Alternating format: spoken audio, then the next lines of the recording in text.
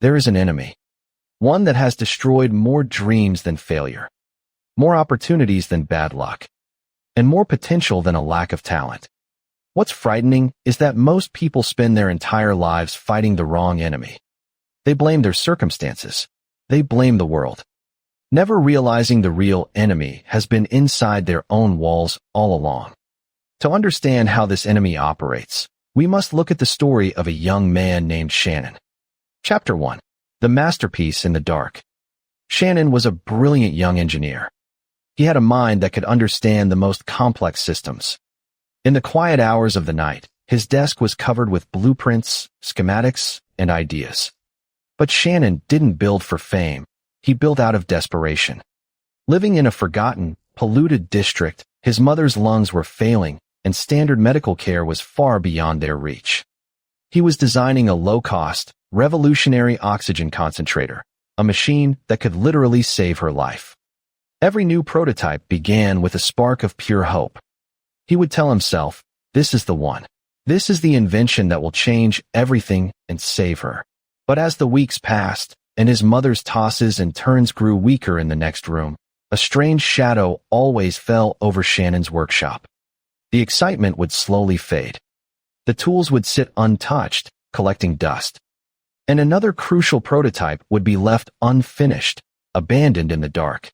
If you asked Shannon why, he always had an answer. He blamed a lack of money for better parts.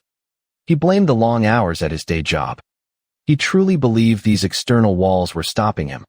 But the truth was much quieter and much more dangerous. Chapter 2.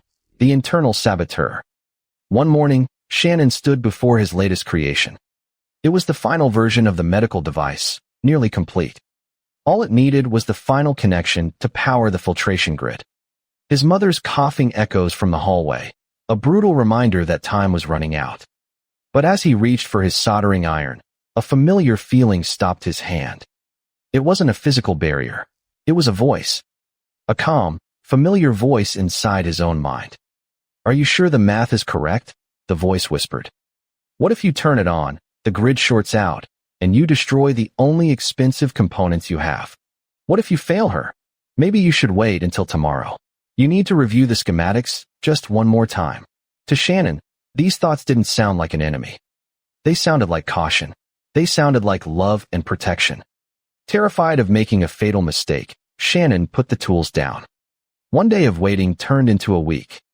While his mother's health grew worse, the machine sat cold. The enemy didn't have to break Shannon's machines. It only had to convince Shannon to walk away from them. Chapter 3. The Collection of Doubts. Every time Shannon looked at his unfinished machine, he felt a heavy weight. He didn't realize his inner voice had been collecting weapons against him for years. As he stared at the cold metal, a memory flashed in his mind, the harsh face of a professor criticizing his early code. Then, another memory hit him, the absolute panic during his university exams when a circuit blew up in his hands. The voice wasn't creating new fears.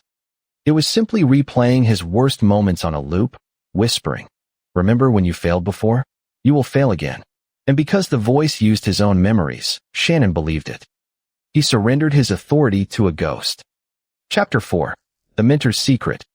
Desperate for answers and running out of time, Shannon visited an old, successful engineer he deeply admired. A man who had built an empire of medical innovation. Shannon showed him his unfinished blueprints and confessed his secret shame. "If I don't finish this, my mother might not make it through the winter," Shannon said, his voice trembling. "But the doubt is too strong. How did you become so fearless?" The old mentor laughed softly and shook his head. "Shannon," the mentor said, "I hear that exact same voice every single morning. It tells me I'm too old. It tells me my next idea will fail and ruin my reputation." Shannon was shocked. "Then how are you so successful?" The mentor looked him in the eyes. "Because I stopped treating my fear as a command. Thoughts are not facts, Shannon. Fear is not a prediction, and doubt is not proof. The difference between us is not that I am fearless. It's that I choose to build while the voice is still talking." Chapter 5. The First Connection. That evening, Shannon returned to his workshop. The air was cold, and the unfinished device sat on his desk, heavy with the weight of his mother's future. He picked up the soldering iron and heated it.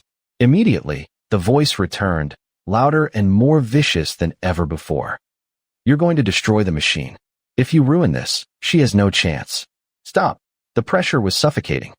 Shannon's hands began to shake so violently he couldn't hold the wire straight. Panic flooded his chest, and for a terrifying second, the old habit won.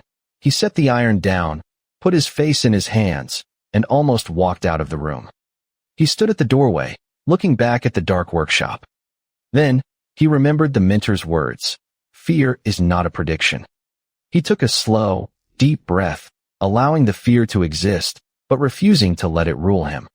With trembling fingers, he walked back, picked up the tools again, and while the voice was still screaming inside his head, he pressed the iron to the final joint.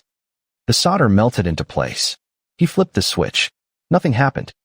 Total silence. Shannon's heart dropped into his stomach, thinking he had destroyed everything.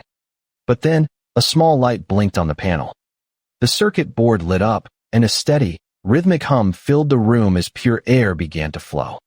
The voice inside his mind didn't vanish, but suddenly, it felt very small. Shannon realized that courage is not the absence of fear. It is the decision to act while fear is still standing in the room.